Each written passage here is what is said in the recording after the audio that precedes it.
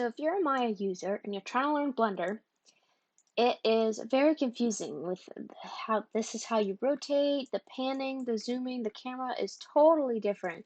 But luckily there are actually two settings you can switch over to make it more like Maya, and it'll be a lot more helpful for you. So the first one you want to do is under key map here. You want to switch this top setting from Blender to industry compatible. And what this will do is it'll make the camera, the panning and stuff a little bit more like Maya. However, the axis is up and down to zoom in and out, which is not exactly the same.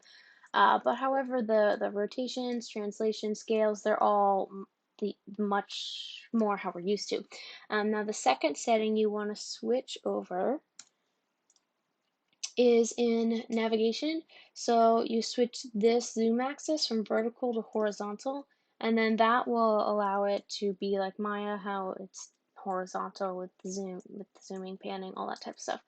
And a bonus one, if you like the Maya gradient, the blue gradient viewport, you can go to themes.